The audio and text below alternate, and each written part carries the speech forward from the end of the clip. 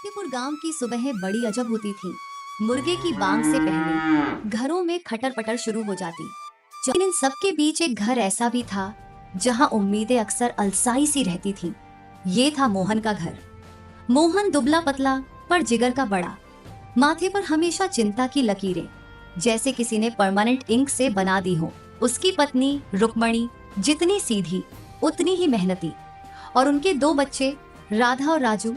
राधा जिसके गालों पर डिंपल पड़ते थे जब वो हंसती, और राजू जो थोड़ा शांत पर बहुत समझदार था। एक सुबह चूल्हे से धुआं कम और नाराजगी ज्यादा निकल रही थी। रुक्मणी फूंक फूंक कर परेशान थी। मोहन खाट पर लेटा करवटें बदल रहा था। अरे ये आग भी आजकल मेरी तरह रूठी हुई है क्या? चुप। राधा जो अभी अभी नींद से उठी थी अपनी छोटी सी मुट्ठी मचलते हुए बोली, माँ, आज भी बस वही आलू प्याज का साग बनेगा क्या? कल भी तो वही था। कर पगली, सुबह सुबह ही फिल्म शुरू कर दी। खेत में सोना उगता है क्या जो रोज रोज पुलाव बनेगा? रुक्मणी ने गुस्से से चम्मच पटका। मोहन ने आह भरते हुए कहा, रूठने दे रुक्मणी, अपनी तकदीर भी तो कब से रूठी है हमसे। सोना तो छोड़ो रुक्मणी, कभी कभी लगता है यहाँ पत्थर ही उगते हैं। हर साल फसल बर्बाद हो जाती है। लगता है किसी की नजर लग गई है हमारी खेती को। राजू जो जमीन पर बैठा गुल्ली डंडा बना रहा था बोला, पिताजी, आप कहते तो हैं कि मेहनत का फल मीठा होता है, पर हमारा फल तो हमेशा करेले जैसा कड़वा क्यों निकलता है? मोहन ने आंखें मली। अरे ओ दार्शनिक, बचपन में ही इतनी गहरी बातें करेगा तो बड़ा होकर क्या करेगा? प्रोफेसर बनेगा क्या? रुक्मणी ने हंसते हुए कहा, प्रोफेसर बने ना बने, भूखमरी से तो बच जाए। मोहन जी, आज हमें सोहन सेठ के पास जाना होगा। पिछले साल का कर्ज चुकाया नहीं और अब इस साल के लिए भी पैसे चाहिए। मेरी तो रूह कांपती है उसके सामने जाने में। मोहन सेठ, आह, वो तो ऐसा हो गया है जैसे पुराने जूते में नया लेदर लगा दिया हो। पहले कहाँ था और अब कहाँ पहुँच गया। अपनी तो कुंडली ही उल्टी लिखी है। सोहन, जिसे अब गांव में सोहन सेठ के नाम से जाना जाता था, कभी मोहन की तरह ही धोती कुर्ता पहने खेतों में घूमता था। गांव वाले मजाक में कहते थे, सोहन के खेत में धान नहीं दिमाग उगता है। और सच में उसका दिमाग बड़ा तेज था। उसने कैसे चावल और अनाज का व्यापार शुरू किया, ये आज तक किसी की समझ में नहीं आया, पर यह तय था कि वो रातों रात अमीर बन गया। सोहन सेठ का घर गांव में सबसे आलीशान था। बड़ी हवेली, दरवाजे पर पीतल के बड़े बड़े घंटे और अंदर नौकर चाकरों की फौज। सोहन सेठ अब मोटा ताजा चमकदार सिल्क का कुर्ता पहने अपने गद्देदार सोफे पर बैठा था। उसके चेहरे पर हमेशा एक अजीब सी मुस्कान रहती, जो पता नहीं क्यों मोहन को कभी पसंद नहीं आई। मोहन और रुक्मणी हिम्मत करके सोहन सेठ की हवेली पहुंचे। दरवाजे पर खड़े एक सिपाही ने उन्हें अंदर जाने से रोका। मोहन ने हाथ जोड़े। भाई साहब, हम मोहन किसान हैं, सेठ जी से जरूरी काम है। कौन है बाहर? मोहन? अरे मोहन, आजा भाई, तू तो मेरा पुराना यार है। अंदर से सोहन सेठ की भारी आवाज आई। मोहन और रुक्मणी अंदर गए। सोहन सेठ उन्हें देखकर उठ खड़ा हुआ, पर उसकी आंखों में वही पुरानी चमक नहीं थी, बल्कि अब तो एक अजीब सी चालाकी तैरती थी। और बता मोहन, कैसा है? तेरी फसल कैसी है इस बार?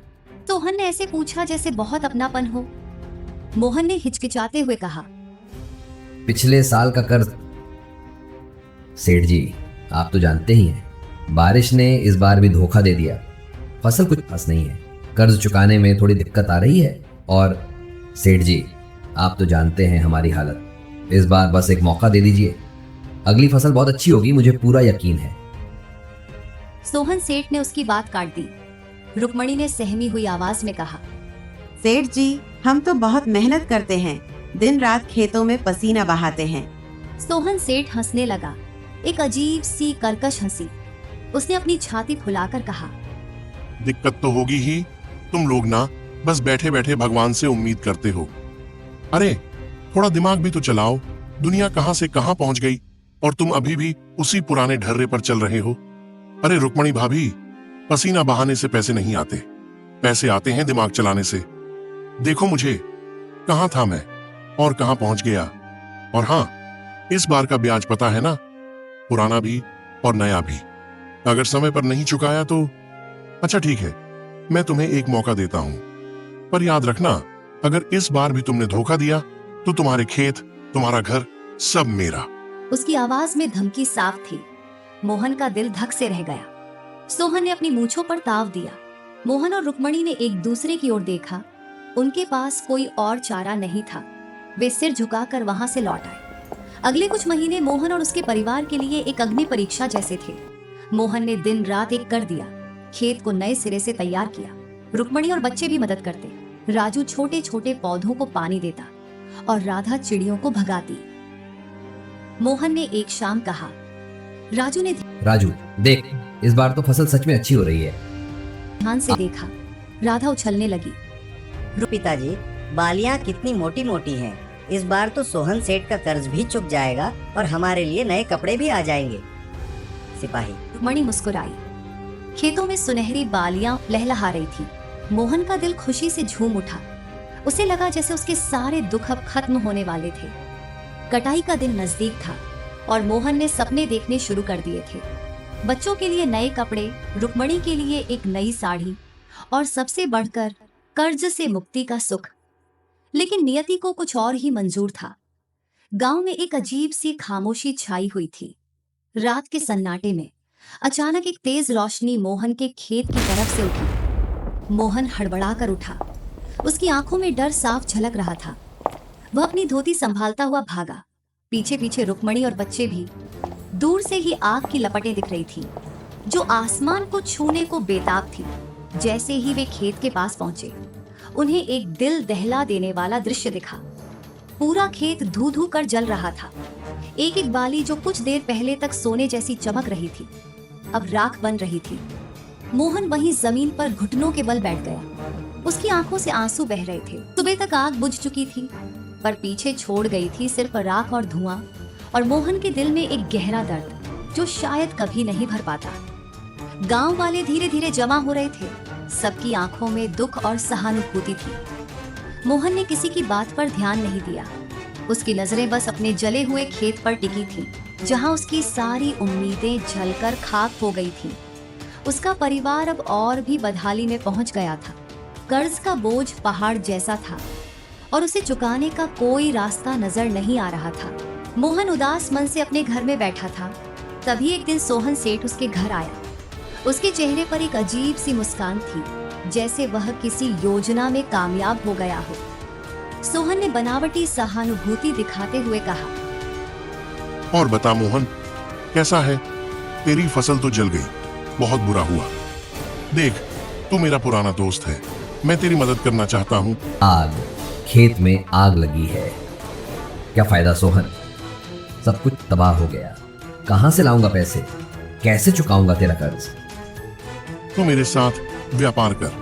कैसा व्यापार? चावल और कुछ और चीजों का, बहुत कमाई होगी। देख, मैं कुछ खास चावल बनाता हूँ, स्टार्च और प्लास्टिक मिलाकर। चीन से सीखा है ये सब। बंद गोभी जैसी चीजें भी बनती हैं, बिल्कुल असली जैसी दिखती हैं। पर ये तो धोखाधड़ी है, ये लोगों की सेहत के साथ खिलवाड़ है। अरे मोहन, आजकल कौन ईमानदारी से काम करता है? थोड़ा दिमाग से काम ले, पैसे आएंगे तो सब कुछ ठीक हो जाएगा। सोच। ने सोहन के प्रस्ताव को ठुकरा दिया। सोहन को लगा कि मोहन बाद में समझ जाएगा, पर मोहन अपनी ईमानदारी पर अटल रहा। अगले कुछ दिन गांव में एक अजीब सी खामोशी छा गई। लोगों के चेहरों पर परेशानी और बीमारी की झलक साफ दिख रही थी। हर घर से खांसी, उल्टी और पेट दर्द की शिकायतें आ रही थीं। मोहन ने तुरंत गांव के मुखिया और सभी लोगों को इकट्ठा किया। गांव की चौपाल में भारी भीड़ थी। बीमार और कमजोर लोग भी बड़ी मुश्किल से चलकर आए थे। मोहन के चेहरे पर गुस्सा और दर्द साफ झलक रहा था। गांव वाले हैरान थे। मोहन ने कांपते हुए हाथों से प्लास्टिक के दाने और नकली चावल के नमूने दिखाए। किसी ने पुलिस को बुला दिया और सोहन को जेल हो गई। बाद में पता चला कि नकली चावल खाने से सोहन के परिवार को भी गंभीर बीमारियां हो गई थीं। मोहन को तो उसके कर्मों का फल मिल गया था, लेकिन मोहन की जिंदगी अभी भी वैसी ही थी। उसके पास अभी भी पैसे नहीं थे और खेत भी जल चुके थे। कर्ज का बोझ अभी भी उस पर था। एक शाम मोहन अपनी पत्नी और बच्चों के साथ उदास बैठा था। चूल्हा भी मुश्किल से जल रहा था। मोहन ने लंबी सांस ली। तभी उस दिन से मोहन ने फिर से अपने खेत को साफ करना शुरू किया। उसकी पत्नी और बच्चे भी मदद करते। मोहन ने दिन रात एक कर दिया, मिट्टी को हटाता, पत्थर निकालता। उसे विश्वास था कि बाबा की बात सच होगी। एक दिन खेत में काम करते हुए उसका फावड़ा किसी कठोर चीज से टकराया। उसने और मिट्टी हटाई। वहां उसे एक बड़ा सा लोहे का संदूक दिखा। मोहन ने खुशी से चिल्लाया। सब भागते हुए आए। मोहन और उसकी पत्नी ने मिलकर संदूक को बाहर निकाला। जब उन्होंने उसे खोला तो उनकी आंखें फटी रह गईं। संदूक सोने के सिक्कों, चमकदार रत्नों और कीमती आभूषणों से भरा हुआ था। उनके बीच एक सुंदर प्राचीन सांप की मूर्ति भी रखी थी, जो किसी पुराने खजाने का हिस्सा लग रही थी। रुक्मणी ने खुशी